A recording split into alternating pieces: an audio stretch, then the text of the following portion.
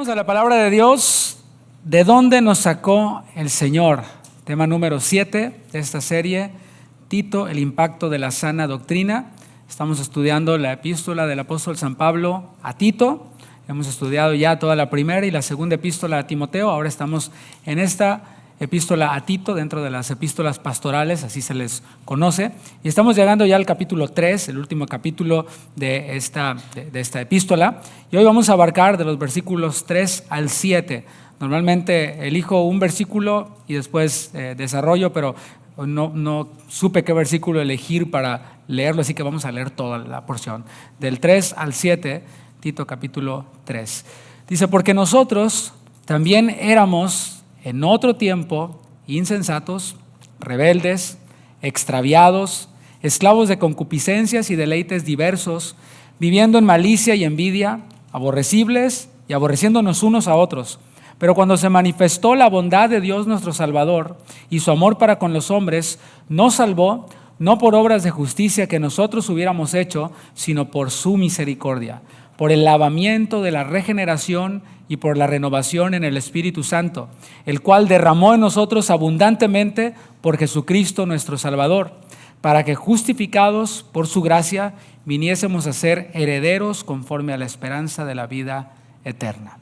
Bueno, pues la mayoría de nosotros en este auditorio somos inmigrantes, es decir, venimos de otro país, de Latinoamérica, a este país, procedentes de, como dije, muchos lugares distintos, y conforme van pasando los años, nos vamos adaptando a la cultura de este país, nos vamos haciendo a la forma de este país. Recuerdo que como yo soy de Tamaulipas, del sur de Tamaulipas, nos queda a 6 horas la frontera, frecuentemente visitábamos Estados Unidos de visita, de shopping, etcétera, y cuando teníamos contacto con los hispanos radicados acá en Estados Unidos, se nos hacían un poquito curiosos, ¿no? Viniendo nosotros de México, oriundos de allí, se nos hacía algo curioso de la manera en la que hablaban.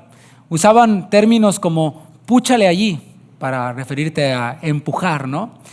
Hablaban de la bequeadora, ¿no? Que es la aspiradora, y hablaban de la guachatería y cosas como estas, que son términos pues muy Spanglish, muy Tex-Mex, y a nosotros se nos hacía bastante chistoso esto. Y cuando nosotros nos venimos a vivir a Estados Unidos, hace 20 años ya por cierto, yo me hice una promesa a mí mismo, y dije a mí mismo nunca voy a hablar así. Y mi familia también, dijimos, qué feo se escucha, nunca vamos a hablar así. ¿Y qué cree? Terminamos hablando así también, a veces se nos sale. Nos vamos adaptando a la cultura, nos vamos adaptando a la manera de ser de acá, a la manera de vestir de acá, al ritmo de vida de acá. Yo soy de un pueblo pequeño, así, muy parecido a Tepic, así, pequeñito. Y bueno, allá la vida es tranquila. Hay un tráfico y bueno, te tardas 15 minutos en llegar a un lugar por el tráfico, ¿no? Y dices, wow, qué terrible, ¿no? Y llegas acá a esta ciudad y se acelera uno, ¿no? Se vuelve el estilo de vida. Recuerdo regresar a mi ciudad y me decían mis primos, cálmate primo, cálmate, estás muy acelerado. Aquí llegamos todo en cortito, está rapidito, no estás en Houston. Y sí es cierto, nos vamos adaptando a la cultura. Y en esos 20 años que tengo viviendo acá, también me he topado con personas, me ha tocado ver circunstancias en las cuales hispanos, latinos, que se ven así como nosotros, pues menosprecian a otros. Y salen con ondas como, oh, I don't speak Spanish, ¿no? Y cosas como estas, ¿no? Y menosprecian a otros porque no saben el idioma o porque ignoran cómo funcionan las cosas en este país, porque llegan a la gasolinera y están esperando que llegue la persona que atiende la gasolina, ¿no? Que les pone la gasolina cuando acá es de autoservicio. Y bueno, los menosprecian por eso, por ignorar cómo se vive en este país. Y esto es una evidencia de que como que se les olvidó de dónde vienen, ¿no? Como que se les olvidó que allá en Guatemala andaban en burro del año, nomás porque ahora andan en troca del año acá, ¿no? Se les olvidó de dónde vienen. Y algo muy similar ocurre entre nosotros los cristianos. Tendemos a olvidar de dónde nos sacó el Señor, de dónde venimos. Algunos cristianos, no digo todos, quizás están en otro lado, obtienen un poquito de conocimiento y se les sube. Se suben a un ladrillito así y ya se marean por las alturas, ¿no? Les dan náuseas por las alturas. Se compran un libro de teología y dije se compran, no lo leen. Nomás con comprárselo ya adquieren como que así por Bluetooth, ¿no? la sabiduría, y ya andan menospreciando, todos son unos ignorantes. Y tú eres un pelagiano. ¿Y qué es eso? No sé, pero se oye bien gacho, así que pelagiano, ¿no? Y empiezan así a hablar de esa manera, a condenar a otros y lo peor de todo, especialmente a aquellos que no conocen a Cristo. y empiezan a criticar a otros, a menospreciar a otros que no conocen al Señor, esperando que se comporten como cristianos, esperando que no tengan conductas propias de ellos mismos. Y eso es más marcado en esta época de fiestas, o se presta la oportunidad más en esta época de fiestas, cuando nosotros los cristianos tenemos contacto con nuestros familiares inconversos, que están en la posada, están en la fiesta, y pues los inconversos se portan como inconversos. Y es allí cuando se puede notar y nos podemos evaluar a nosotros mismos si se nos ha olvidado de dónde nos sacó el Señor o si lo tenemos presente. Se nos olvida a veces que tal y como ellos están, así en la fiesta, en la rumba y en el baile y la borrachera, justo como ellos están, así estábamos nosotros antes. Tal vez menos o tal vez peor de como ellos están. Y espero que nosotros no seamos de los que piensan que fueron los últimos que se salvaron. O sea, Dios me salvó a mí y ya, conmigo terminó. Ya no hay más salvación para nadie más. Espero que no pensemos así, que no caigamos en esa actitud del fariseo que oraba consigo mismo y decía: Señor, te doy gracias porque no soy como ese publicano cochino, y que no caigamos nosotros en esa actitud de menospreciar a los que no conocen a Cristo. Yendo a los versículos que vamos a estudiar el día de hoy, aunque parecen estar aislados de lo que ha estado diciéndole Pablo a Tito, en realidad están muy conectados. ¿Cómo se conectan? Bueno, estamos dentro de este contexto. Pablo está mostrándole a Tito un contraste, o sea, dos cosas distintas. Este contraste es acerca de Tito y los cretenses con los falsos maestros que se metieron a Creta. En el capítulo 1, versículo 16, describe a estos falsos maestros que entraron a Creta. Y algunos quizás digan: ay, pastor, usted siempre hablando de los falsos maestros, siempre hablando de los mercaderes de la sana doctrina. Y bueno, es que si la Biblia está hablando de falsos maestros, mi tarea no es solamente describir lo que ocurrió allá en Creta. Allí no se limita mi tarea. Mi tarea es traerlo a nuestro tiempo, aplicarlo a nuestro tiempo, para que todo esto sea no solamente información, sino algo que nos edifica, algo que nos sirve en este tiempo. Y habían entonces falsos maestros, y así los calificó el apóstol Pablo en Tito 1:16. Profesan conocer a Dios, pero con los ¿qué? Con los hechos lo niegan. ¿Cómo son sus hechos? Dice: abominables y rebeldes, reprobados en cuanto a toda buena obra. Así que ese es el contraste en este contexto: Tito y los cristianos en Creta y los falsos maestros. Eso capítulo 1. A partir del capítulo 2, Tito está siendo instruido en su trabajo como pastor. O sea, le está diciendo Pablo: así son ellos, pero ¿y tú qué? Bueno, tú debes de hacer tu trabajo. ¿Cómo? Hablando todo lo que tiene que ver con la sana doctrina, que todo lo que hables esté de acuerdo con la sana doctrina. Y esta sana doctrina es para todos los sectores en la iglesia. Y habló acerca de los ancianos, las ancianas, los jóvenes, todos los sectores de la iglesia. Y es que todos aquellos que asisten a la congregación, a una iglesia local, para ellos debe haber alimento espiritual. Quizás en alguna circunstancia, en alguna iglesia, aquí mismo durante algún tiempo, por ejemplo en la pandemia, no hubieron clases para los niños. Pero bueno, eso fue algo temporal.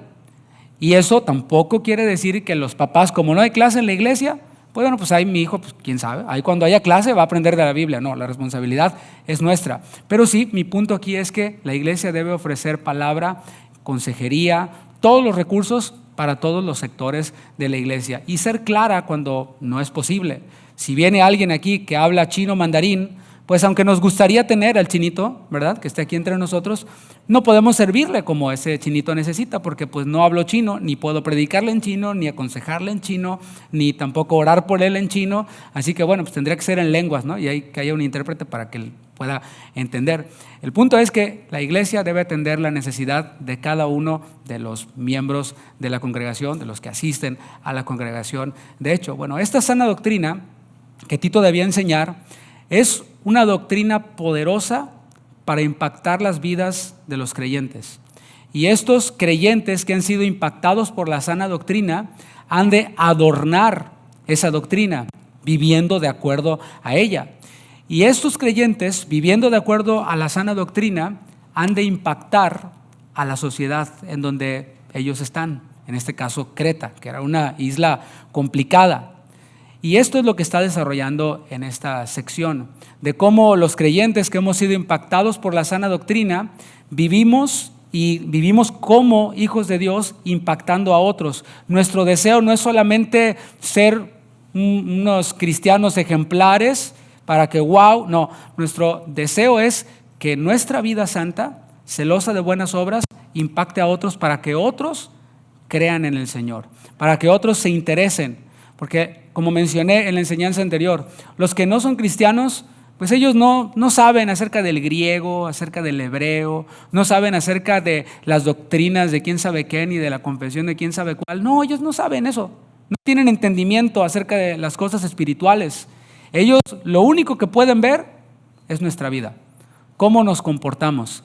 Y la manera en la que nosotros nos comportemos va a provocar o va a influir para que ellos, ya sea que rechacen al Señor y digan, si eso es ser cristiano, mejor no. O que ellos se interesen y digan, oye, ¿sabes qué? Eso es en serio. O sea, mi vecino ya no es como era antes, ahora es distinto, es otro. A ver, háblame un poquito acerca de eso. De eso se trata esta sección, eso es lo que está desarrollando, del deseo de Dios porque todos los hombres sean salvos. De eso habló en el capítulo 1, versículo 11. Dios quiere que todos sean salvos. Cuando nosotros somos indiferentes ante la necesidad de salvación de otros, es una señal de que ya se nos olvidó de dónde nos sacó el Señor. El que nosotros no prediquemos el Evangelio, el que nosotros no compartamos nuestra fe con otros, sobre todo con los más cercanos a nosotros, es una muestra, es una evidencia de que ya se nos olvidó de dónde nos rescató el Señor. Versículo 3, leamos una vez más y vamos a irnos deteniendo. Dice, porque nosotros también éramos en otro tiempo insensatos, rebeldes, extraviados, esclavos de concupiscencias y deleites diversos, viviendo en malicia y envidia, aborrecibles y aborreciéndonos unos a otros. Bueno, aquí está citando una lista de actitudes, de conductas que describen a los que no conocen a Cristo. Y bueno, no es una lista exhaustiva. Por ejemplo, en Efesios 5, no tiene que ir allí, dice que nosotros en otro tiempo éramos tinieblas, y no el luchador de los 80, ¿verdad? Éramos alguien que vivía pues en oscuridad, en una conducta de oscuridad. Así es como estábamos. No habíamos visto todavía la luz de Cristo, por tanto estábamos en tinieblas, dentro de este reino de tinieblas. Luego, en 1 Corintios 6, Pablo da otra lista de lo que éramos antes de Cristo, que creo yo que si la juntamos con esta de Tito 3:3, pues tenemos una gama todavía más amplia de descripción en cuanto a cómo éramos antes y cómo son las personas que no conocen a Cristo. Leamos 1 Corintios 6, versículo 9. Por cierto, allí Pablo está corrigiendo un asunto en la iglesia en Corinto, un asunto de inmoralidad de un miembro dentro de la iglesia. Y bueno, Pablo está tratando este asunto porque la conducta de los creyentes sí importa. Dice 1 Corintios 6:9, ¿o no sabéis que los injustos no heredarán el reino de Dios? ¿Te fijas? Está allí el reino de Dios, en donde los injustos no tienen parte. Y luego describe cómo son los injustos, la conducta de los injustos. Dice, no os dejéis engañar, ni los inmorales, ni los idólatras, ni los adúlteros, ni los afeminados, ni los homosexuales, ni los ladrones, ni los avaros, ni los borrachos, ni los difamadores, ni los estafadores heredarán el reino de Dios. Parece que está describiendo una serie de Netflix, ¿verdad? O sea, todo eso el Netflix lo exalta. Pero luego dice el versículo 11, y esto erais alguno de vosotros. Yo creo que Pablo vio la cara de los corintios, ¿no? Cuando estaba diciendo esto. Ni los borrachos, y uno por ahí, sí, qué feo los borrachos, ¿no? Ni los idólatras, sí, no. Y luego le dice, y esto erais, ¿para qué te haces? Esto erais tú, esto eras antes. En Tito 3:3, volviendo, Pablo hace algo que no hizo aquí en 1 Corintios. Pablo se cuenta entre ellos. Dice, porque nosotros, o sea, ahí está Pablo también, dice, también éramos en otro tiempo. Él también se cuenta. ¿Por qué? Porque ni el pastor, ni el hombre más ungido que pueda haber en la tierra, puede decir que no tuvo un antes de Cristo, o que no tiene un antes de Cristo, que no tiene una vida pasada. Porque a veces algunos idealizan a los pastores, ¿no? Y piensan como que nacimos en cuna cristiana y oíamos salmos, ¿no? Nos arrullaban con salmos y todo esto, ¿no? O sea, algunos de nosotros también tenemos una vida pasada de la que nos avergonzamos, por supuesto. de donde nos sacó el Señor. Y Pablo también dice, yo también en otro tiempo era. En 1 Timoteo 1:13 se describe a sí mismo como blasfemo. ¿Qué te parece? Alguien que habla en contra de Dios, como perseguidor de la iglesia, como injuriador, o sea, el que acusaba a los cristianos y daba su voto para que estos murieran, entre ellos Esteban. Dice Pablo, este era yo en otro tiempo. Así que vamos a ver ahora en Tito 3:3 la lista que cita y vamos a ver cada uno de los elementos para que veamos si encajamos en alguno de estos como éramos en otro tiempo. Dice, porque nosotros también éramos en otro tiempo insensatos. ¿Qué es un insensato? Un insensato es aquel que no tiene entendimiento, no tiene sabiduría espiritual. Y cuando hablo de sabiduría espiritual, no me refiero únicamente a las grandes verdades de la Biblia, a verdades teológicas, aunque lo incluye. Pero la sabiduría espiritual se aplica incluso en nuestra vida cotidiana. Tú dices, ¿a poco sí, pastor? Sí, claro. O sea, en la manera en la que nosotros, por ejemplo, manejamos nuestra economía, estamos nosotros mostrando qué tanto discernimiento espiritual tenemos o qué tanto discernimiento espiritual nos falta. O sea, el hecho de que venga Navidad y te gastes todo tu salario y todavía te endeudes y todo esto, bueno, es una muestra de falta de sabiduría espiritual. Porque la palabra nos enseña acerca de administrar bien nuestros bienes. Hasta en el Génesis vemos a José diciéndole a Faraón, vienen las vacas gordas, bueno, hay que guardar en las vacas gordas para los tiempos de vacas flacas. O sea, están los principios ahí en la palabra de Dios, pero hijos de Dios que se gastan todo en esta temporada de fiestas y todavía se endeudan y les llega la cuesta de enero, están demostrando que les falta discernimiento espiritual. Pero estamos hablando de los que no conocen de Cristo. Bueno, para ellos esto es así, es la ley prácticamente de la vida. Tomar decisiones impulsivas y es, voy a ir a la agencia, ¿sí? Nomás a ver, no voy a comprar. Y sales, pero bien encharcado, ¿no? Pero mira, es que me dieron un bajo interés. Pues sí, pero no te alcanza. Y te dejaste deslumbrar y te dejaste enredar por uno de estos vendedores de las agencias que son excelentes en lo que hacen.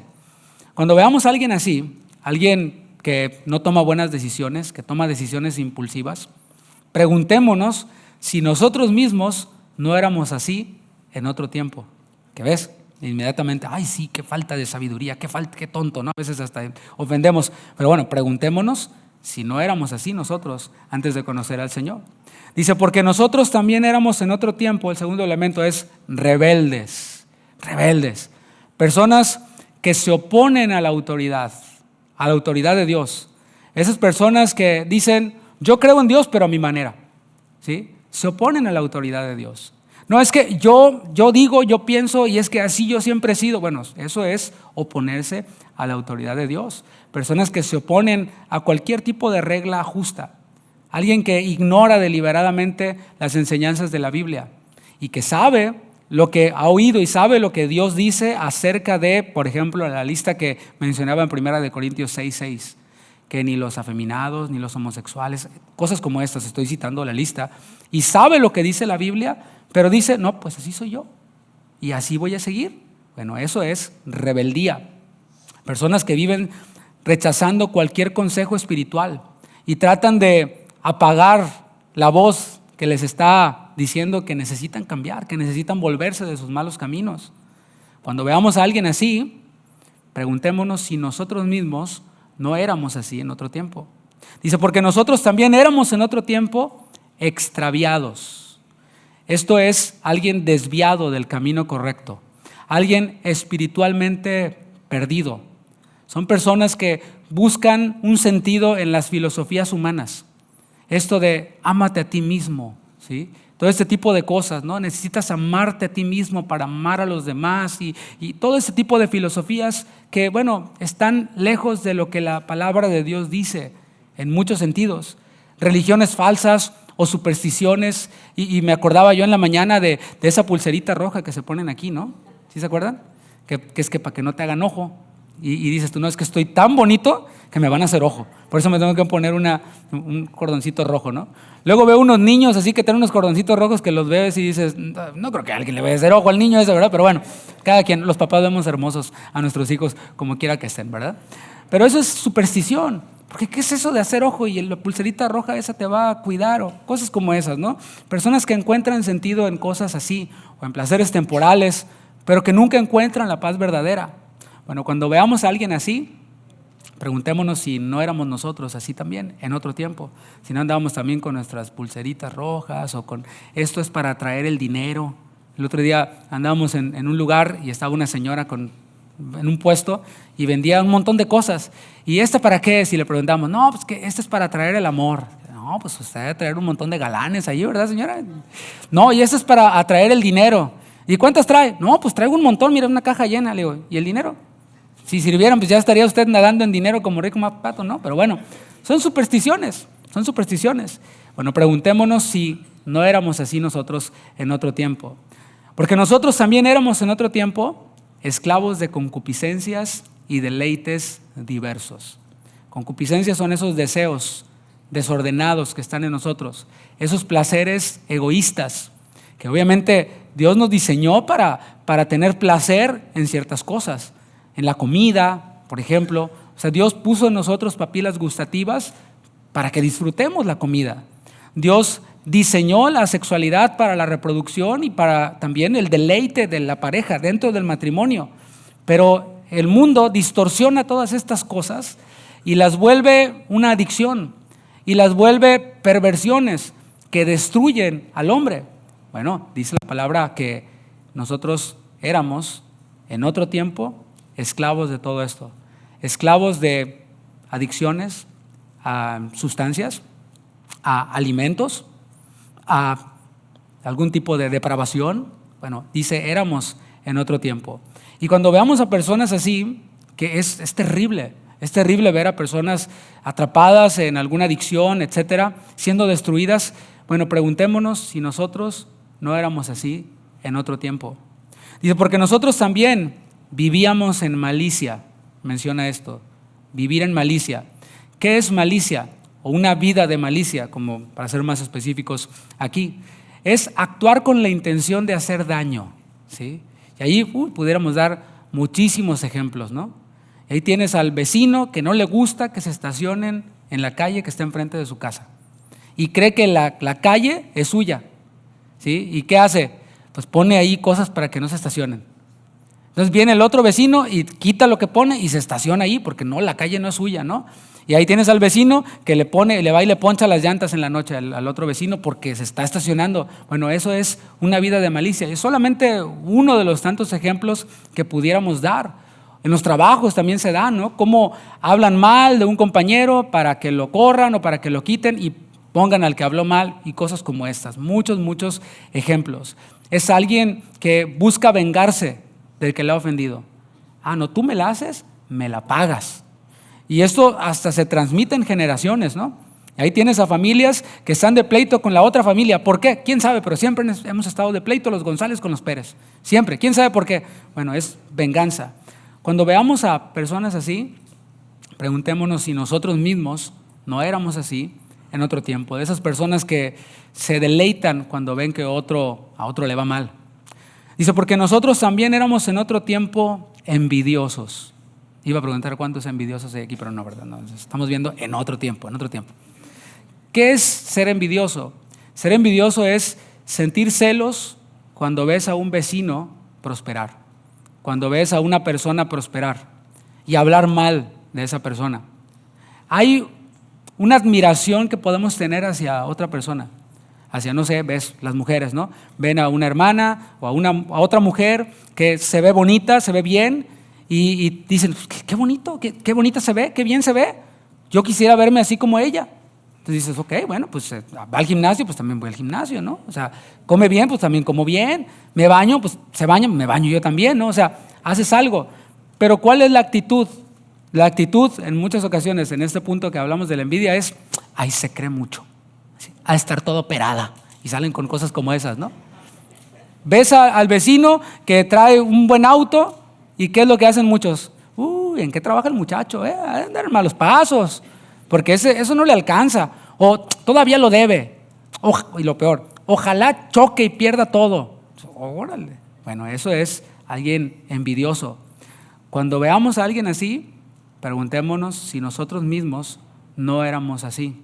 De esas personas que ven a alguien que le está yendo bien y en vez de decir, qué bueno, me da gusto, qué padre, ojalá algún día yo también pueda lograr esto, y ya. En vez de eso, le desean el mal, critican, murmuran, chismean, etc. Dice, porque nosotros también éramos en otro tiempo aborrecibles y aborreciéndonos unos a otros. ¿No te describe algo esto? Hablando de los familiares que no conocen de Cristo. No sé cómo sea tu familia, ¿verdad? Pero hay familias en donde es así. O sea, llega la cena de Navidad o de fin de año y aquel tío no se habla con el otro tío, el primo no se habla con aquel y se pelearon porque de chiquito le robó sus zapatos al otro y se traen pleito y hablan mal y peor cuando se toman unas copas y andan, agárrame, no, agárralo y se van a dar, no, y tremendo show que se arma allí, ¿no? Personas aborrecibles, son personas que pues tienen una actitud que resulta difícil de tratar, ¿no? Personas que, por ejemplo, no te saludan, no te dan los buenos días, no te dan las gracias. O sea, no sabes cómo van a andar, ¿no? Personas, la palabra los describe como aborrecibles, porque una persona así, pues como que no te dan muchas ganas de estar con ella. Pero dice, aborreciéndonos unos a otros. Todo esto nos habla de relaciones familiares rotas, debido al orgullo, debido a que yo soy mejor que tú, debido a la falta de perdón, como mencioné. Algo me hiciste y todavía lo traigo allí. Y eso, mis hermanos, ocurre entre las personas del mundo. Y quiero aclarar, no todos. Hay personas que no conocen a Cristo, que han sufrido mucho, no sé si tú conozcas a alguien, han sufrido mucho en su vida, pero no guardan rencor. Quizás fueron maltratados por sus padres, pero aún a pesar de eso, honran a sus padres.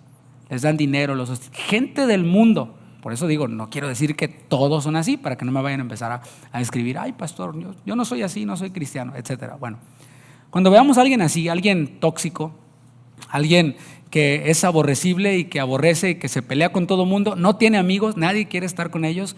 Cuando veamos a alguien así, preguntémonos si nosotros mismos no éramos así en otro tiempo. Esta lista que acabamos de ver describe nuestra condición. En alguna de estas, o en la de primero en los Corintios 6, o en Efesios 5, tinieblas, en algunas de estas encajamos. Es así. Pero no veamos esta lista como una lista que nos acusa. Más bien, esta lista, esto que estamos viendo en Tito 3 y en las demás, nos recuerda a quienes vino a salvar el Señor. El Señor Jesucristo no vino a salvar a justos, porque los justos ya no necesitan salvación. Lucas 5:31, vamos ahí, Lucas 5:31 y 32. Allí el Señor había recibido a Leví, el cual era un recaudador de impuestos, era alguien aborrecible y que seguramente aborrecía también a otros. O sea, no era santo de la devoción de los israelitas. Y bueno, los fariseos estaban criticando a Jesús porque recibió a Leví. Y Jesús les dice en Lucas 5:31, los que están sanos no tienen necesidad de médico. A ver, ¿cuántos están sanos aquí? Levanten la mano, todos los sanos, ¿sí? Pero ustedes no necesitan médico. No necesitamos, estamos bien, todo bien. Sino los enfermos. No he venido a llamar a justos, sino ¿a quiénes? A pecadores, al arrepentimiento. O sea, Jesús llama, según Jesús, a los pecadores. A todos los pecadores, y la misma Biblia dice que todos pecaron. O sea, el llamado de Jesús para salvación es para todos los hombres. Dice Tito 3:4, pero cuando se manifestó la bondad de Dios nuestro Salvador y su amor para con los hombres. Cita la lista de lo que éramos, de estos pecadores a los que Cristo vino a salvar, y luego viene un pero que sí vale. Algo ocurrió. ¿Qué ocurrió según el texto? Se manifestó la bondad de Dios. Esa palabra manifestar, el griego epifanio, es exhibir, ¿sí? Nos comunica la idea de ponerle un reflector a algo. Y ese algo que siempre estuvo allí, ahora que tiene el reflector, está resaltando. Resalta para la vista de los demás. Eso es manifestar. No se refiere, como dije, a algo nuevo, algo que apareció y que es nuevo, no, sino se refiere a algo que siempre ha estado allí, pero que quizás no habíamos visto, o seguramente no habíamos visto. ¿Qué es eso que siempre ha estado allí, pero que no habíamos visto antes y que algunos todavía no han visto? La bondad de Dios. Diga, la bondad de Dios. Esta palabra bondad viene del griego krestotes y es disposición de corazón, bondad en los hechos, amabilidad, gentileza, dulzura, cortesía. Todo eso es Dios. Y quiero que pongamos atención en esto, porque Pablo está describiendo lo que éramos antes. Todo eso, toda esa lista. Y cuando lo estaba citando, quizás alguien dijo, oh, qué feo, ¿no? Qué fea es una persona así, como todo lo que dije. Pero fíjate cómo Pablo no presenta al Dios justo. O sea, ante toda esta maldad, no presenta la justicia de Dios. Y no dice, pero Dios es justo y va a condenar a todos esos pecadores. No, presenta la bondad de Dios. Y es que algunos resaltan ese atributo de la justicia de Dios y empiezan a ver a Dios en su soberanía y sobresaltan la soberanía como un rey que está listo para destruir con la espada y mocharle la cabeza a todos los que él quiere, ¿no? Arbitrario, no. La Biblia nos presenta ¿cuál atributo de Dios en cuanto a la salvación ante toda esta maldad? Su bondad. La bondad de Dios. Esta cualidad es una cualidad propia de Dios. Salmos 34, versículo 8, para que veamos cómo el Antiguo Testamento describe a Dios como benigno, como bondadoso. Y qué bueno que nuestro primer contacto con Dios, estando aún en nuestros pecados, todos estos que mencioné, nuestro primer contacto fue con su bondad. Dice Salmos 34, 8, y hace esta invitación el salmista y dice, gustad y ved. O sea, esto lo podemos experimentar con nuestros sentimientos. Algunos están en contra de los sentimientos, pero el salmista dice, gustad, sentimientos, ved, sentimientos. ¿Qué? Que es bueno Jehová. Dichoso el hombre que confía en ese Dios bueno, que sí es justo, que sí es soberano, pero nos muestra primeramente su bondad para que después podamos nosotros ver todos los demás atributos. La benignidad de Dios ha sido evidente desde el principio, mis hermanos, desde la creación. Cuando Dios en el Génesis vemos que creó todas las cosas, ¿qué es lo que decía Dios después de crear algo? Y vio Dios que esto era bueno. O sea, Dios desde que comienza la historia para nosotros en el Génesis, haciendo cosas buenas, haciendo el bien. En Hechos 14, 17 vemos aquí cómo se describe el testimonio de Dios desde el principio y se conecta, se relaciona con su bondad. Dice, si bien no se dejó a sí mismo sin testimonio, ¿cuál es el testimonio que Dios da de sí mismo? Dice, haciendo bien. O sea, Dios mismo se revela no como el soberano justiciero, sino como el bondadoso, haciendo bien. ¿Cómo hace bien Dios? Dando lluvias del cielo. Ay, qué cosa tan simple, ¿no? Ay, yo pensé que me iba a sacar algo bien teológico, pastor. No, es que Dios se manifiesta a nosotros con su bondad, así en cosas palpables y cotidianas para nosotros. Dando lluvias del cielo y tiempos fructíferos. Con eso lo conecta, Para nosotros lluvia, ¿qué es? No, pues va a llover, híjole, pues no voy a ir a trabajar, está bien, me tomo un día libre. Uy, se va a inundar. Pensamos en eso cuando viene la lluvia, pero en tiempos bíblicos la lluvia era sinónimo de fructificación. Todavía, ¿no? En los lugares en donde se vive de la agricultura, de la ganadería, todo esto, podemos ver cómo la lluvia es algo bueno. Es algo que la gente está esperando y cuando hay sequía, pues es terrible. Entonces, Dios hace bien dando lluvias, trayendo tiempos fructíferos, llenando de sustento, claro, porque cuando hay sustento, hay alegría en nuestros corazones. Cuando hay comida, cuando están todas nuestras necesidades suplidas, pues hay alegría. ¿Cuántos se gozan allí? O sea, no piensa que es algo malo, que te vaya bien en el trabajo, que tengas para una bonita cena, que diste regalos sin endeudarte, etcétera. Es algo bueno, disfrútalo, que venga alegría a tu corazón. Bueno, así es como Dios hace bien a los hombres, así es como Dios se muestra a los pecadores, con el aire que respiran. O sea, cosas tan simples como esas. A ver, respira. Estás respirando por la bondad de Dios. La lluvia, el hecho de que la tierra esté orbitando. O sea, no nos preocupamos por eso, ¿no? Ay, ¿será que la tierra se va a salir de su órbita tantito? No. O sea, Dios está sosteniendo la tierra y nos está mostrando su bondad a toda la raza humana. La luz del sol, ese sol que resplandece y que da vida a las plantas y pone verde todas las cosas y a nosotros nos pone más morenitos y todo maravilloso. Bueno, ese sol es una muestra de la bondad del Señor. Son evidencias de su benignidad. Esa benignidad del Señor es lo que quiero que entendamos aquí.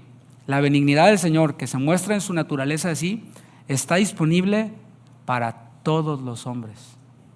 Para todos, sin distinción, porque Dios no hace acepción de personas. Es más, no solamente con los hombres en general, la palabra enfatiza que aún con los que son malvados. Lucas 6:35 dice, porque Él es benigno para con los buenos, para con los cristianos, para con los hijos de Dios, no, para con todos. Dice, aún para con los ingratos y malos. Aún el ateo más ateo que exista en esta tierra es objeto de la benignidad de Dios. Dios no lo desecha. Dios no dice, ¿sabes qué? Pues por ateo dejas de respirar. No, el Señor aún a esas personas que blasfeman contra Él, aún a ellos les muestra su benignidad. Ahora, ¿cuál es el propósito de esa bondad? Porque Dios otorga todo eso sin distinción con un propósito. ¿Cuál es ese propósito? El propósito es precisamente que esos malvados, que esos ingratos, que esos malos y todos, aún los que no son tan malos, que ellos se arrepientan. Romanos 2, versículo 4, pregunta el apóstol Pablo a su interlocutor. Dice, ¿o menosprecias la riqueza de su benignidad? O sea, esa benignidad es sobreabundante. Paciencia y longanimidad, ignorando que su benignidad, todo esto que hablé, y ahí está el propósito, te guía al arrepentimiento. Ese es el propósito. Por eso Dios muestra su benignidad a todos, aún a los malos, para que todos se arrepientan. Ahí se conecta cuando el apóstol Pablo dijo, Dios manda a todo hombre en todo lugar a que se arrepienta. Tiene todo el derecho y tiene todo el sentido de que mande a todos los hombres a que se arrepientan, porque Él a todos los hombres les ha mostrado su benignidad en la creación. Los cielos cuentan la gloria de Dios, el firmamento anuncia la obra de sus manos. Un día emite palabra a otro día y allí Dios está llamando al hombre, está mostrándole su benignidad, derramando su benignidad. ¿Para qué? Para que se arrepientan cuando les sea predicado el evangelio. También dice el texto bíblico que se nos manifestó la bondad de Dios y después dice el amor de Dios. Se nos manifestó el amor de Dios. La benignidad siempre estuvo allí, pero un día se nos manifestó y pudimos ver. También el amor de Dios siempre ha estado allí. Hermano, hermana, tú puedes decirle a cualquier persona, Dios te ama. Qué bueno que dijeron amén. No lo dudes. Dios ama a todos. Dice la palabra de Dios, porque de tal manera amó Dios a todos.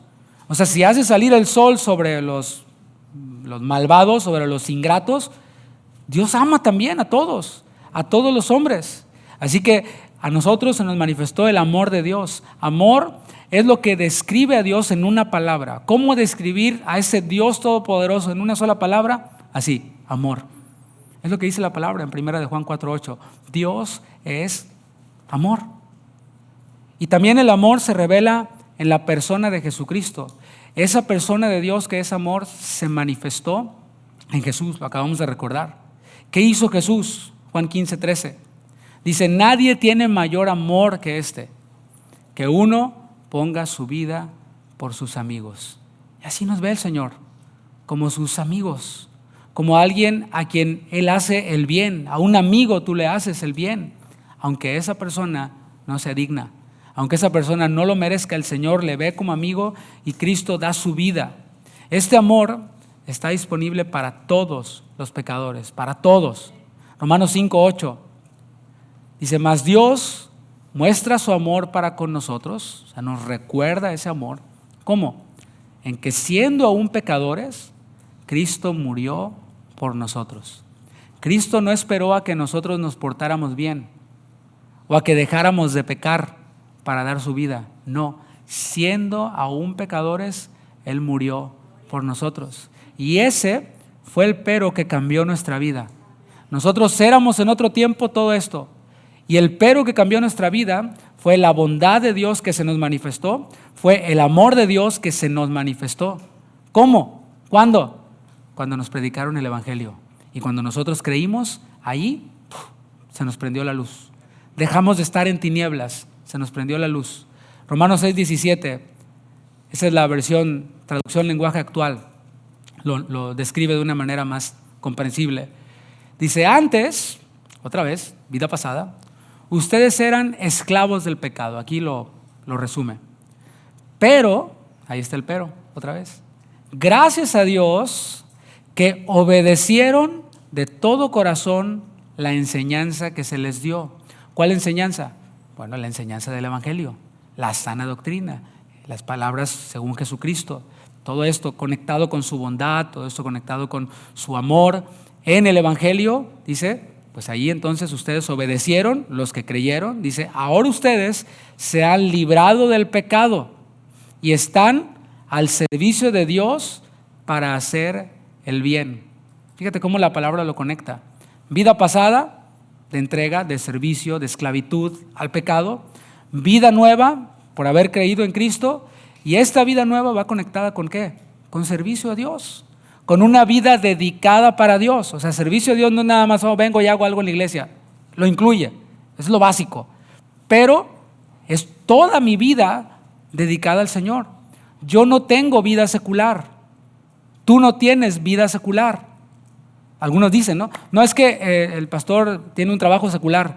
Bueno, si el pastor tiene que trabajar porque la iglesia no lo puede sostener, bueno, no es un trabajo secular. Ahí en ese trabajo que tiene ese pastor, sigue sirviendo a Dios. ¿Me vas siguiendo? Tú que eres cristiano y que no eres un ministro y dices, no, pues es que yo no estoy de tiempo completo. Bueno, dice la palabra que sí, que eres un siervo de Dios, estás al servicio de Dios. De manera que cuando sales a tu trabajo, allí estás o deberías de estar sirviendo a Dios. Allí deberías de estar glorificando a Dios. ¿Cómo? Viviendo de acuerdo a la sana doctrina. ¿Cómo aplicamos esto a nuestra vida? Así de simple. Hay que anunciar esta bondad de Dios. Hay que anunciar este amor de Dios. Hay que prenderles la luz a la bondad, al amor de Dios, a aquellos que todavía no la ven, a aquellos que todavía están en tinieblas, a todas las personas que nosotros podamos. No importa cuán pecadores sean, a ellos hay que predicarles también, porque a veces nos dejamos engañar o nos detenemos porque decimos, ¿será que para mi tía también? Si es bien atea. O para mi primo, que híjole, hasta quién sabe, trabaja para quién sabe la maña o no sé, ¿no? Y dices, ¿será también? Hay salvación para ellos. Si hubo salvación para nosotros, también hay salvación disponible para ellos. Y es lo que dice el versículo 5 de Tito 3. Nos salvó, éramos en otro tiempo, se nos iluminó con el Evangelio. Ahora describe la salvación. Dice, nos salvó no por obras de justicia que nosotros hubiéramos hecho, sino por su misericordia, por el lavamiento de la regeneración y por la renovación en el Espíritu Santo. Y es que cuando somos expuestos a la bondad y al amor de Dios y respondemos en fe, la palabra dice que recibimos salvación. ¿Salvación de qué? Salvación de la muerte eterna. Salvación de la esclavitud del pecado. Ya no vivimos en condenación, porque el que no cree, dice la palabra, ya ha sido condenado. Pero cuando creemos, somos salvos de la muerte eterna, somos salvos también de la esclavitud del pecado, no del pecado, porque el pecado todavía mora en nosotros, es lo que dice Pablo en Romanos, pero sí la esclavitud del pecado. Aunque el pecado mora en mí, yo ya no le debo obediencia absoluta al pecado. De eso ya nos ha librado el Señor, de la esclavitud. Y esta salvación, dice el texto, nos salvó no por obras de justicia. La salvación no es por obras, así lo declara su palabra. Eso lo vemos en toda la Biblia y eso es doctrina esencial. La salvación, que es por gracia, por medio de la fe, no es por obras, doctrina esencial. ¿Por qué digo esto? Porque bueno, algunos creen que la vida eterna se recibe o se gana en el cielo por portarse bien. No es por portarse bien. No es por obras, no es por una buena moral, tampoco es por pactar con Dios.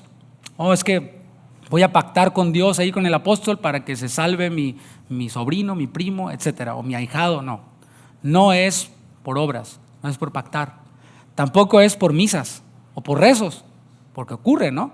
Que en otro tiempo creíamos que murió pues el tío que, bueno, pues de cristiano no tenía nada, era de lo peor, jamás creyó en Cristo, y bueno, pues qué feo, ¿no? Vamos a hacer unas misas para que rezando le demos ese empujoncito del purgatorio al cielo. Bueno, no, dice la palabra que no es por obras, tampoco es por el bautismo, porque algunos dicen, ¿no? O sea, si te bautizas ya te salvaste, por eso hay que bautizar al niño, o por eso algunos dentro del sector de la cristiandad, algunos dicen, no, tienes que bautizarte para ser salvo. Si no te has bautizado, no eres salvo. Entonces enseñan todo esto y la palabra dice que no es por obras. El bautismo es un testimonio de lo que ocurrió en nuestro interior. Estamos dando testimonio, por eso lo hacemos en el parque. O sea, nos hemos resistido de hacerlo aquí en la iglesia. ¿Qué digo? Sería válido, pero para mí tiene más sentido hacerlo en el parque, porque es un lugar público. Y ahí va pasando la gente. En esos últimos bautizos que tuvimos, se acercó una pareja y estuvieron allí todo el tiempo y pidieron hablar conmigo al final. ¿Sí? ¿Por qué? Porque es un testimonio público de lo que Cristo ha hecho en personas. Su vida pasada ha quedado ahí ahogada, ahí en las aguas, y ahora están demostrando, están de alguna manera evidenciando, testificando de que viven ahora una nueva vida, empapados, inmersos de Cristo. Y ese es el Cristo que nosotros predicamos.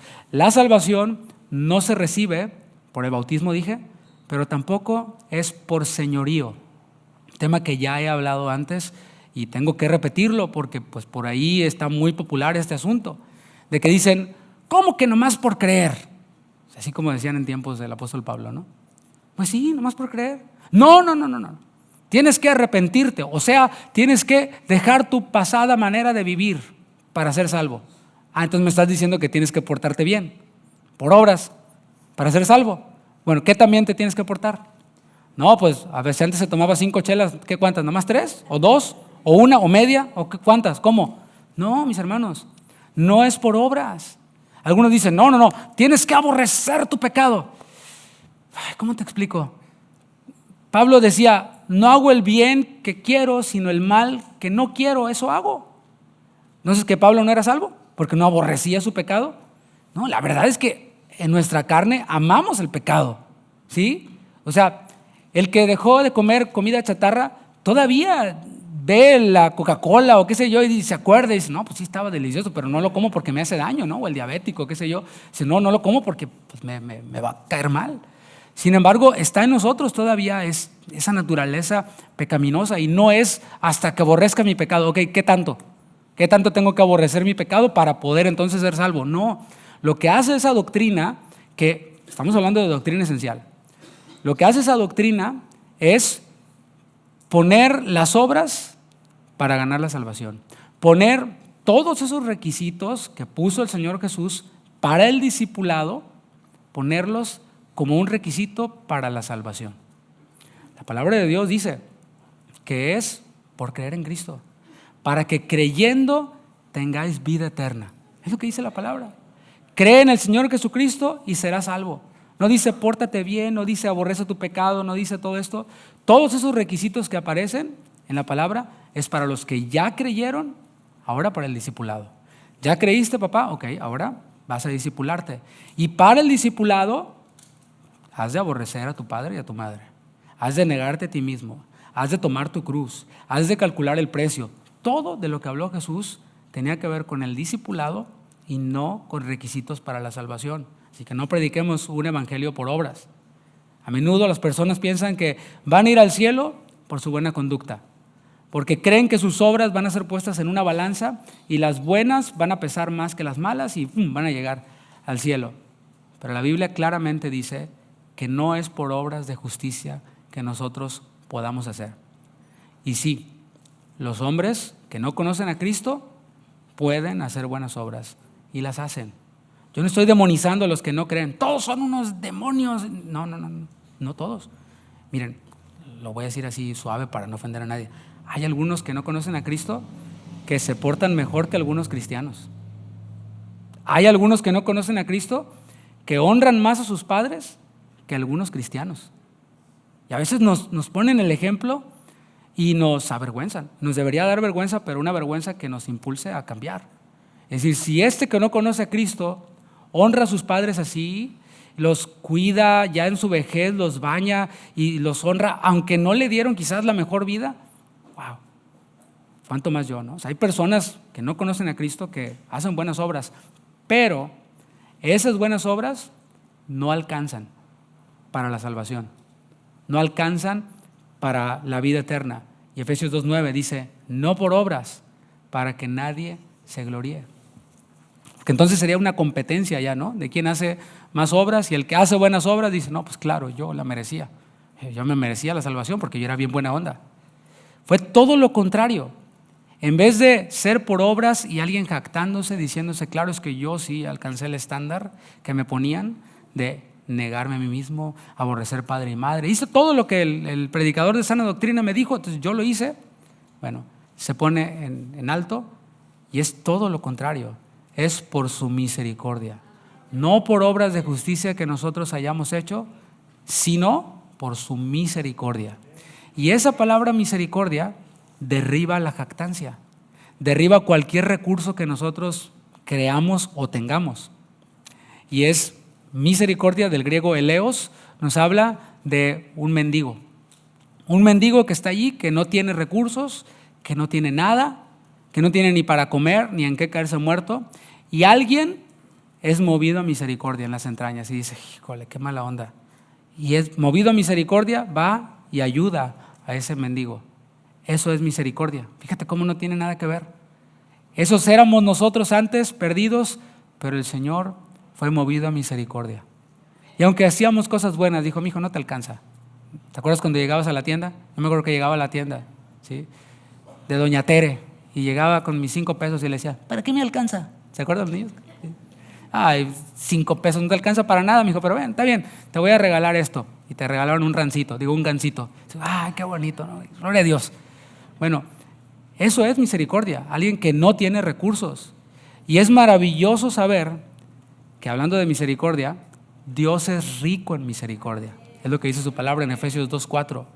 Él no es que tiene misericordia para una vez, porque tú y yo puede que vayamos a algún lugar en donde hay personas necesitadas y sacas, ¿no?, y ayudas. Me ocurre que a veces estamos en lugares en donde hay en los semáforos gente pidiendo dinero y dices, híjole, qué mala onda, y sacas, ¿no? Pero hay como 20 semáforos y en los 20 semáforos hay personas pidiendo y dices, no, pues ya no traigo, ¿no? O sea, me voy a acabar aquí todo el dinero. Bueno, al Señor no le pasa eso. Él es rico en misericordia. Él da y da y da y no se le acaba la misericordia. No se le acaban los recursos. Él es rico.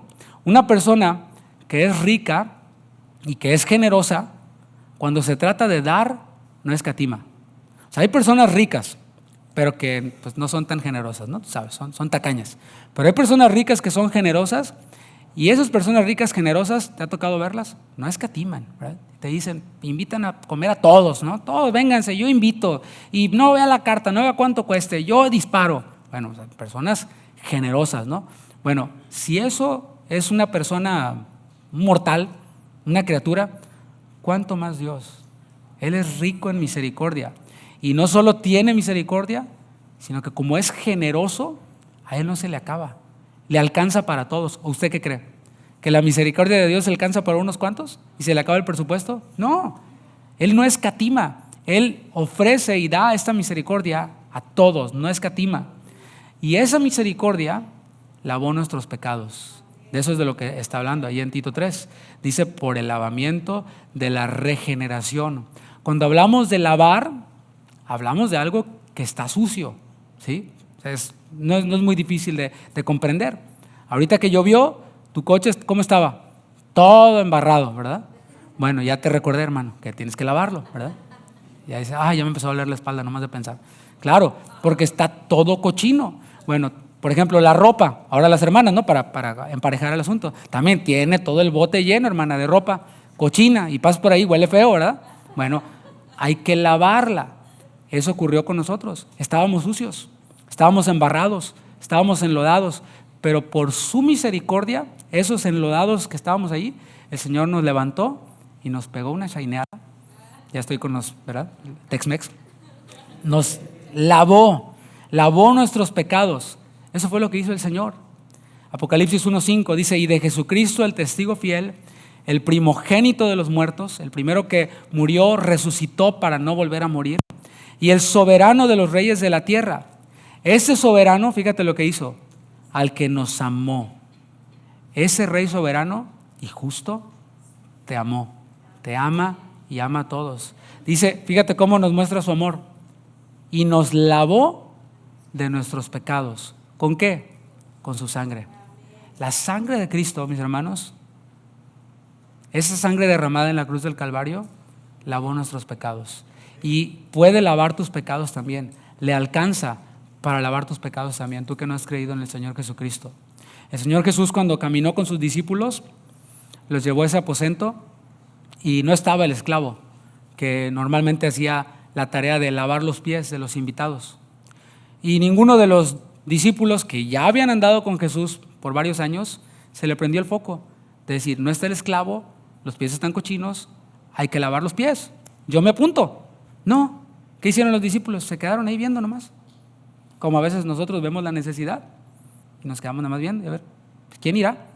¿Quién lo va a hacer? O hasta nos quejamos, ¿no? ¿Cómo es posible que no haya esto?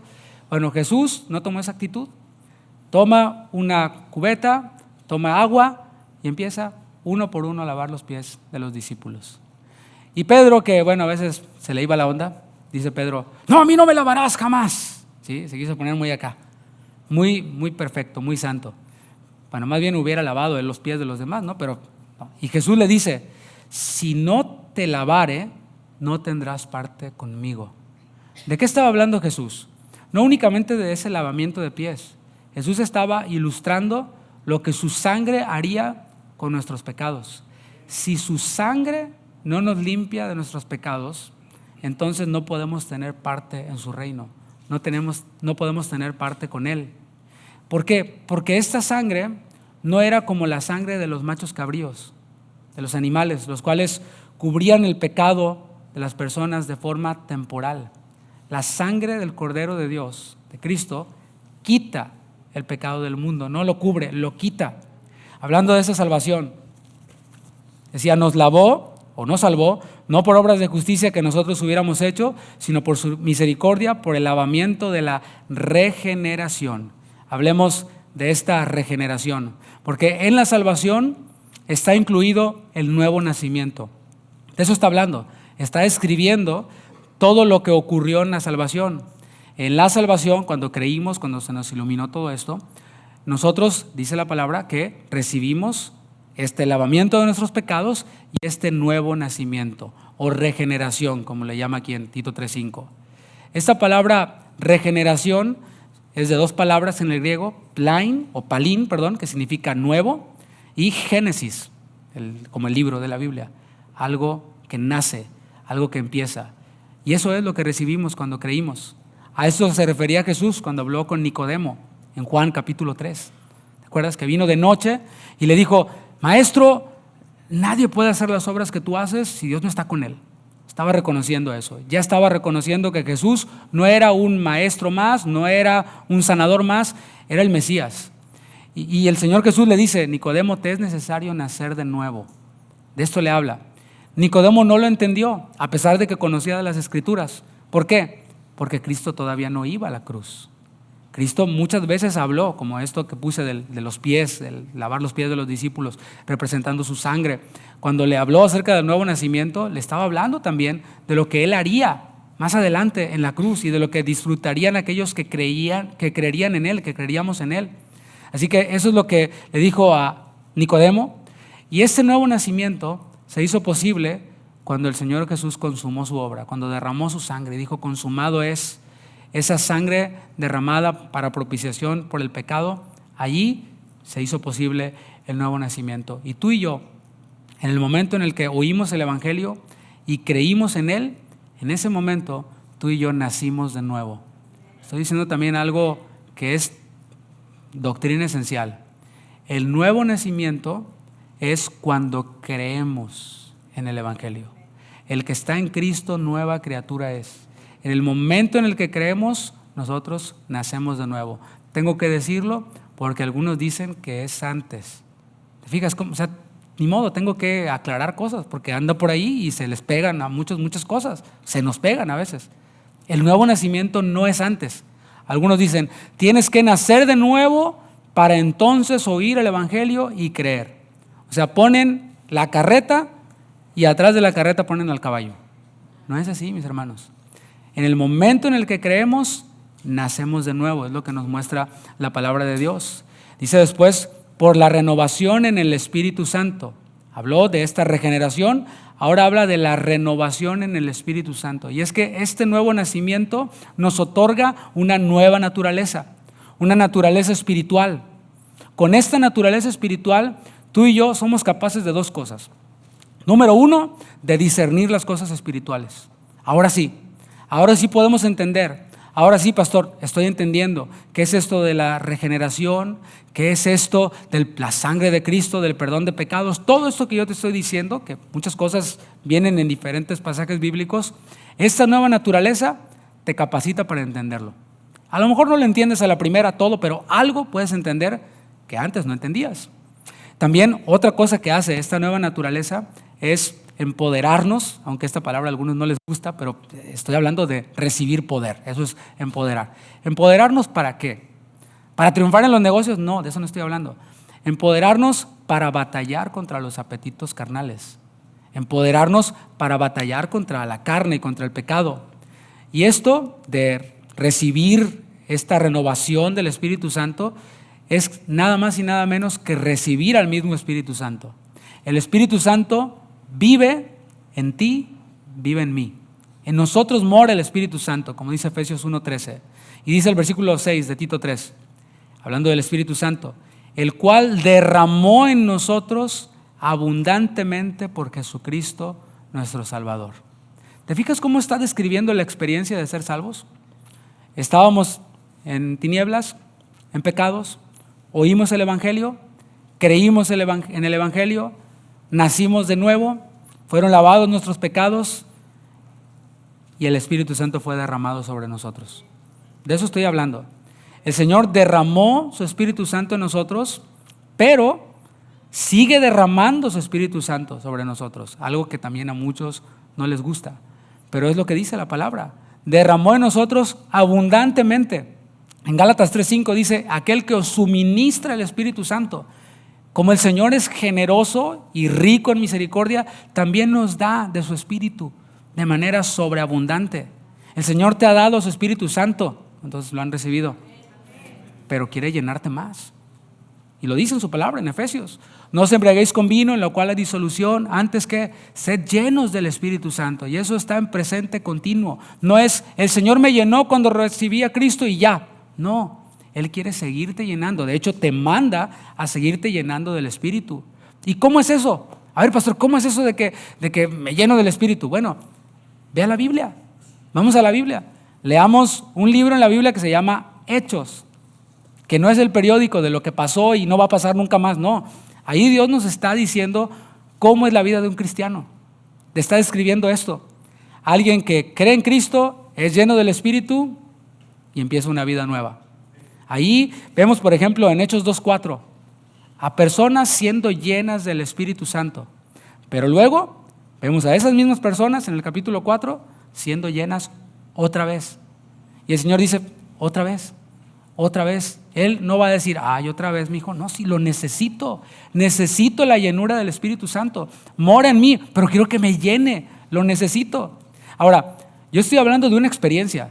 O sea, no estoy hablando de nada más teoría y algo que te aprendes, sino sí, paso número 1, paso número 2, paso número 3. No.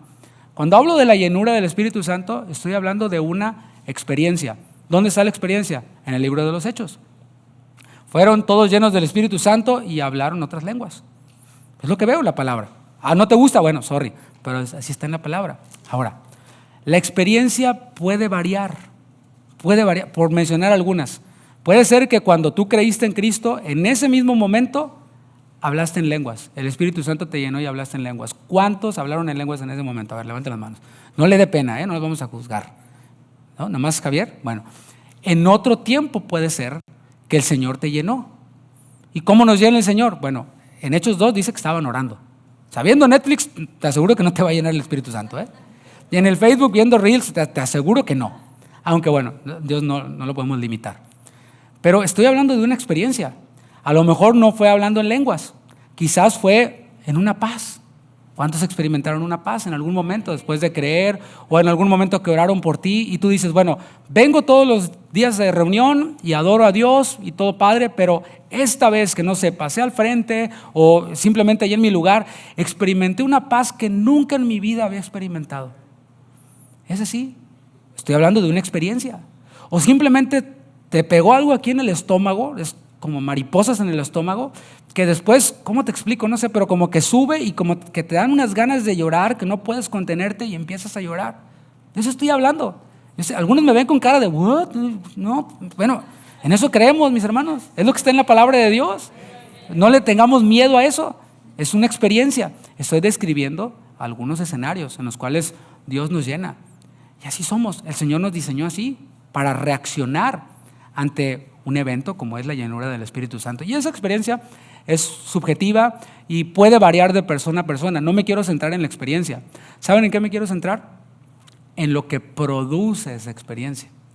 No descarto lo uno para tomar lo otro. Son las dos cosas. Pero estoy poniendo el reflector sobre lo que produce esa experiencia, haya sido como haya sido, de haber sido lleno del Espíritu Santo. Yo lo veo en la Biblia, Hechos 4:31. Siempre que vemos en la palabra de Dios a personas siendo llenas del Espíritu Santo, después vemos un cambio en ellas. Las vemos chambeando, trabajando en la obra de Dios, haciendo la voluntad de Dios. Dice Hechos 4:31. Y todos fueron llenos del Espíritu Santo y hablaban con denuedo la palabra de Dios.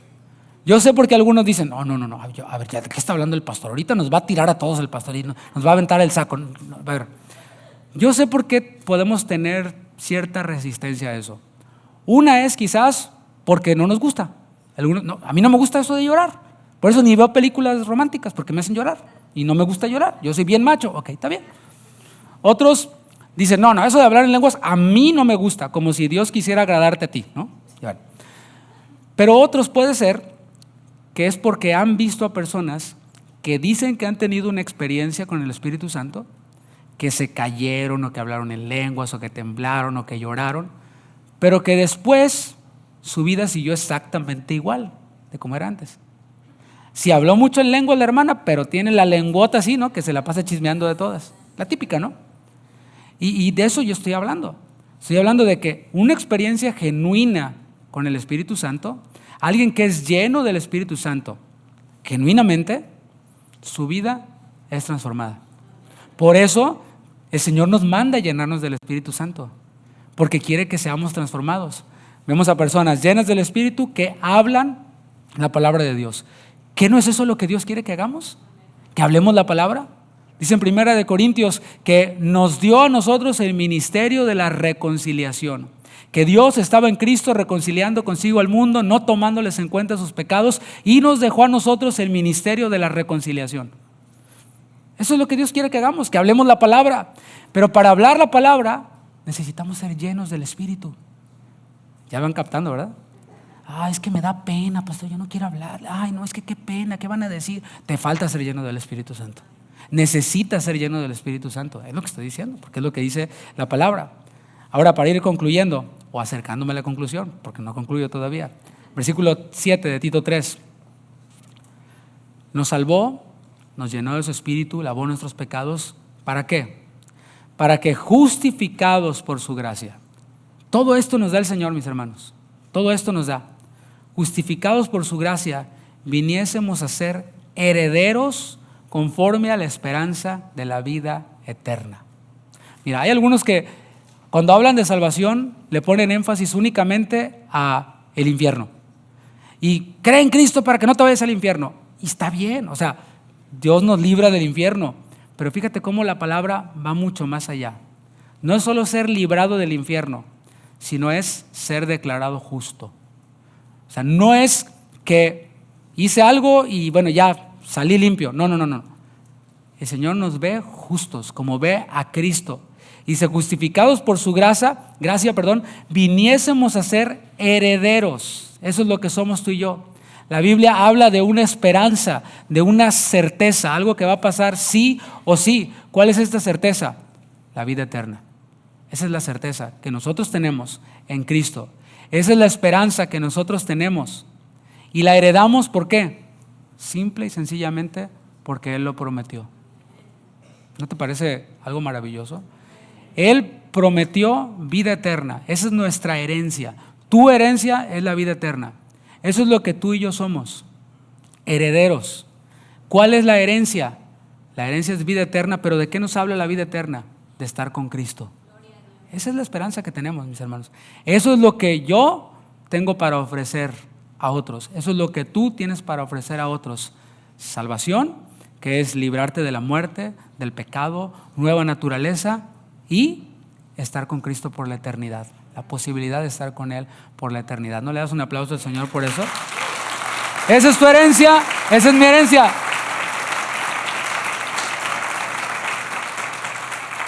Así que para ir concluyendo ahora sí, no olvidemos de dónde nos sacó el Señor. No lo olvidemos, eso es muy importante. ¿De dónde nos sacó el Señor? No pensemos que somos el último de los pecadores o que fuimos el último de los pecadores que el Señor salvó. Más bien, digamos como Pablo en 1 Timoteo 1:15, que el Señor vino a salvar a los pecadores, de los cuales yo soy el primero. O sea, no estaba diciendo Pablo, pues yo soy el más pecador de todos. Tal vez sí, pero hay que verlo de esta forma también. Yo soy el primero de muchos que el Señor va a salvar. Tú eres el primero quizás de tu familia, de toda tu familia que el Señor va a salvar. ¿Lo crees? ¿Cuántos son el primero de su familia que se convirtió? Pues, híjole, un montón. Bueno, son el primero de muchos. Porque el Señor dijo, cree en el Señor Jesucristo y serás salvo tú y toda tu casa. ¿Cuándo? Cuando vivimos así. Cuando somos llenos del Espíritu y hablamos con denuedo la palabra de Dios. Ahora, hablando del pasado, no olvidemos de dónde nos sacó el Señor. Pero cuando pensemos en el pasado, no nos dejemos condenar por ese pasado.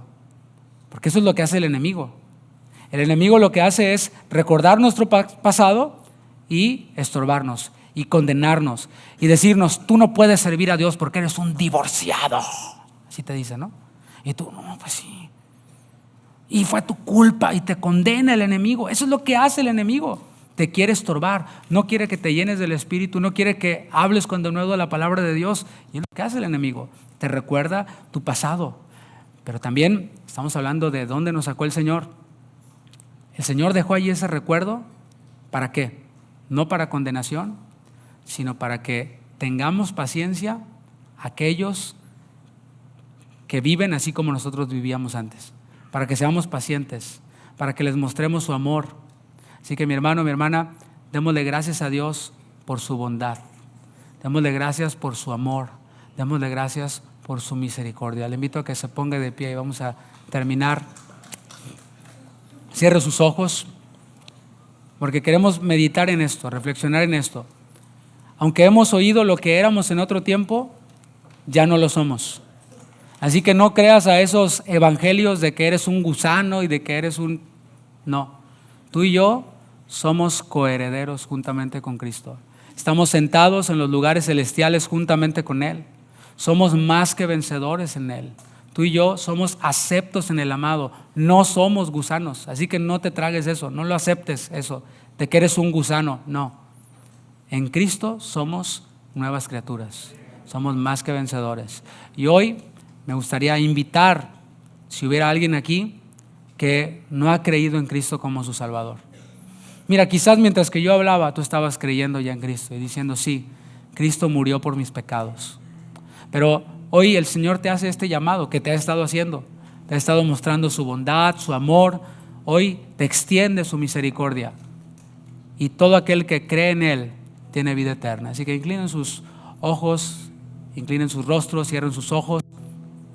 Y si hay alguien aquí que quisiera hoy decir yo creo en Jesucristo como mi Salvador, te invito a que levantes tu mano. Si tú dices yo creo en Jesús como mi Salvador, hoy quiero creer en Él, hoy quiero tomar esa decisión de recibirle como mi Salvador, de recibir perdón para mis pecados, hoy el Señor lo hace y te extiende este llamado.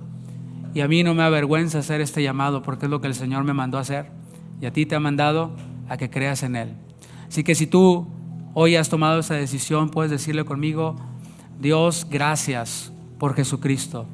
Dios, gracias por enviarlo para morir por mis pecados.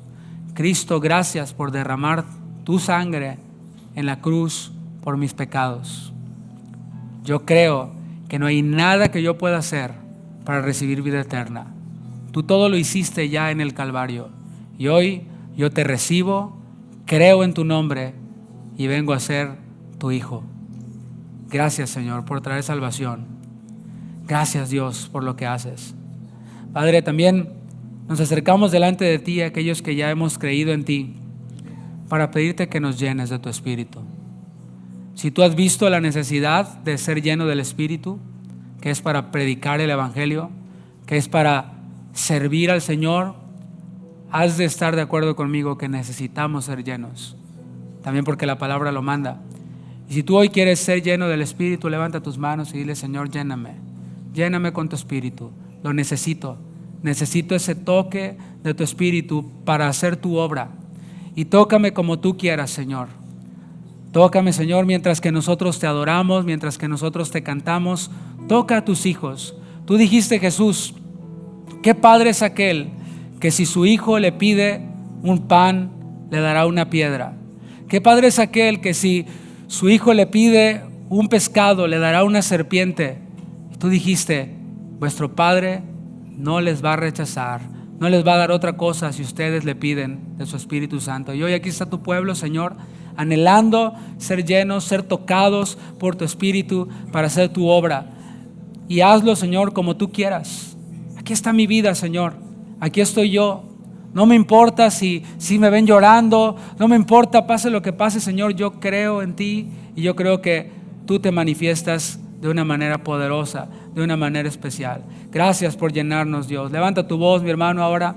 Adora al Señor, habla sus maravillas, dale gracias por su grandeza, dale gracias por su amor, dale gracias por su misericordia. Que se escuche tu voz, mi hermano. Levanta tu voz, adoremos al Señor. Él se derrama y Él se mueve en medio de un pueblo que le adora, que le da gracias. Gracias, Señor.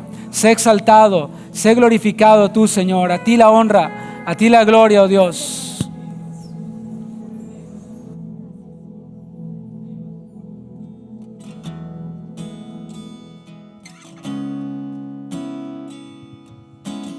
Gracias a Dios por habernos hecho aceptos delante de Él. Su amor incondicional nos libró de la condenación, recibiendo esa gracia, recibiendo ese amor, el mejor regalo para nuestras vidas.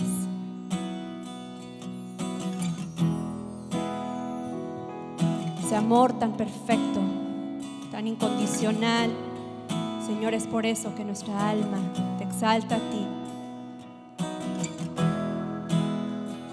Te damos gracias, oh Jesús, por tu muerte. Sin rencor me miraste, Señor, sin merecer me amaste a mí, tu pureza me vistió, hoy tu hijo soy. Incondicional tu perdón, gozo eterno a mi corazón, me diste, Señor, sin tener lo que hacer, me amaste. Amor sublime, amor perfecto, nunca terminará, por siempre será inagotable, inmutable. Así es tu amor, Señor, mi Dios de perdón.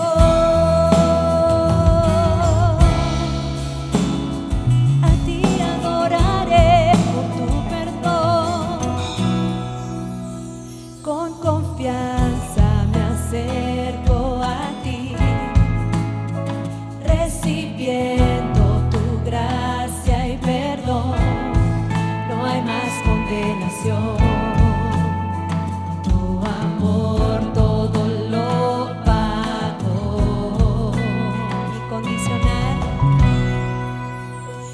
incondicional tu perdón, gozo eterno a mi corazón.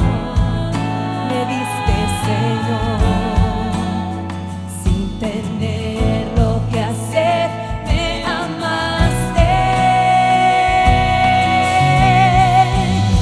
Amor sublime, amor perfecto, nunca terminará, por siempre será inagotable, inmutable.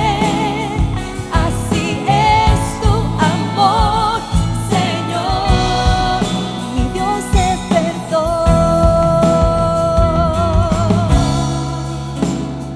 De tu gracia nos llenas, Señor.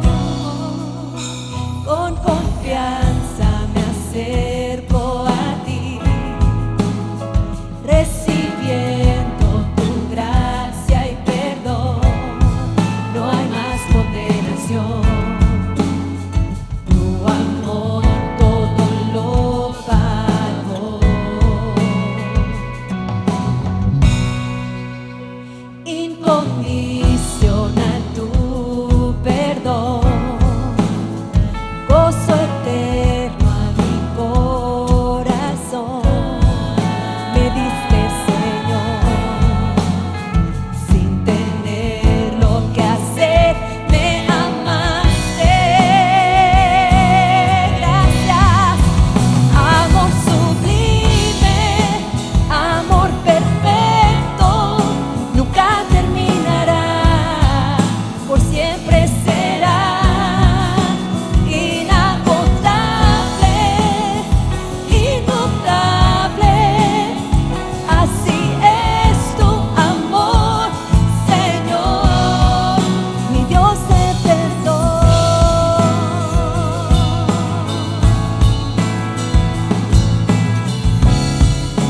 Es por tu amor.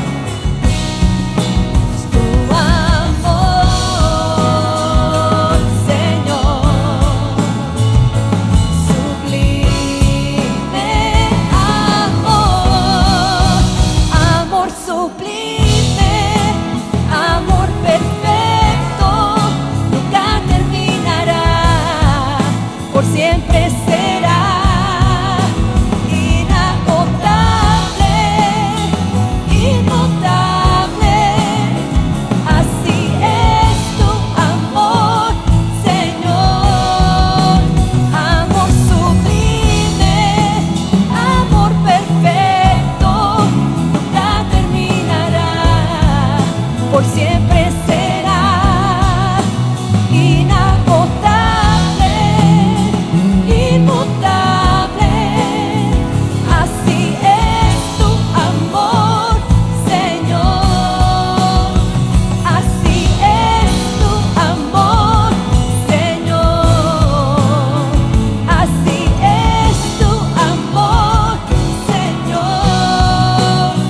Así es tu amor, Señor. Así es tu amor, Señor, mi Dios de perdón. Aleluya. Así es, mi Dios, que todo perdona. Qué alegría poder celebrar y reconocer y recordar que el Señor nos amó, nos perdonó, nos lavó con su sangre preciosa, extendiendo su misericordia. ¿Puedes dar un grito de alegría?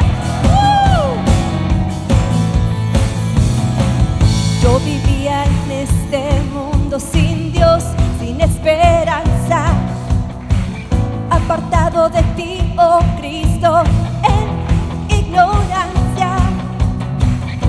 Me diste vida estando muerto en mis pecados. Eres tan misericordioso, me amaste tanto.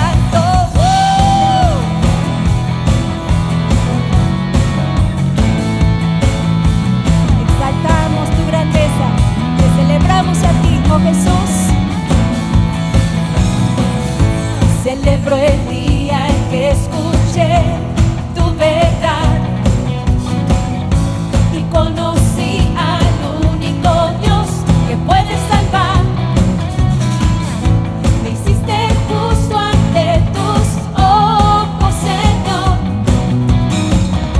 y por tu muerte en la cruz hoy puedo ser tu amigo herido. Fuiste por mi rebelión, por tu sangre tengo redención. Gracias, Cristo, por tu gran amor. En la cruz tú me salvaste, me acercaste a ti. Gracia eterna derramaste, Dios. Puedo entrar a tu presencia para adorarte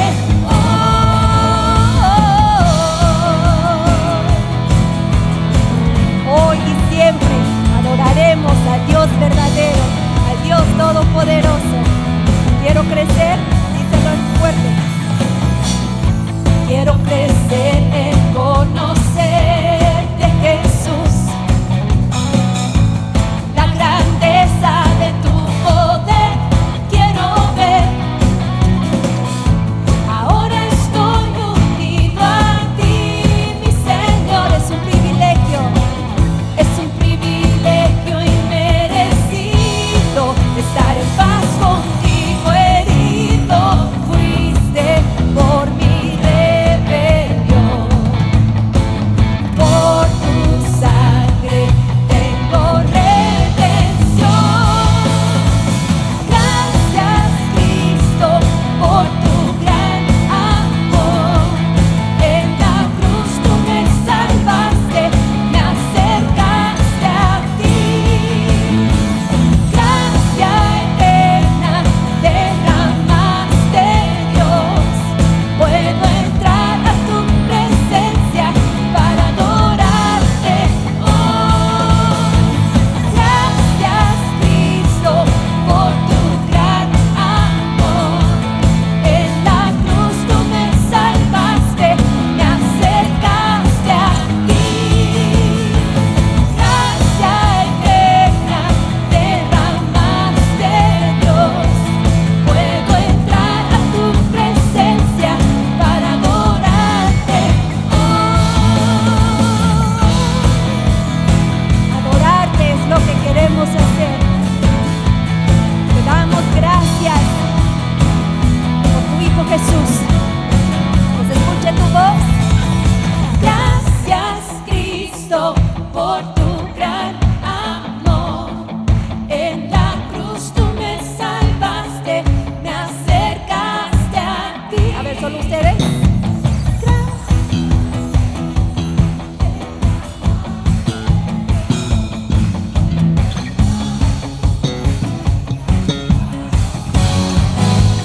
Todos juntos, dilo.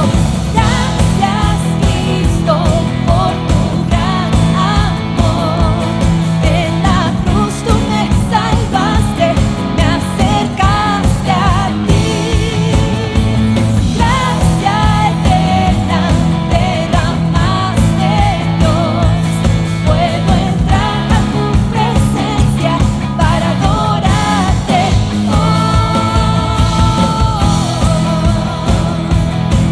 adorarte a ti, mi Señor.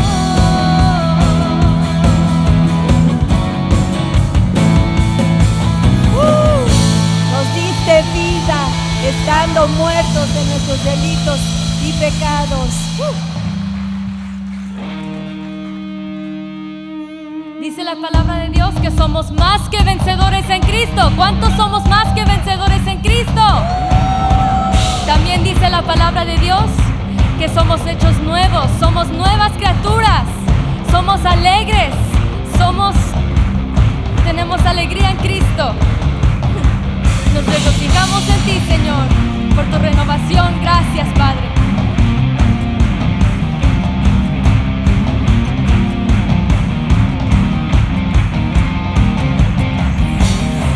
Es el león de Judá,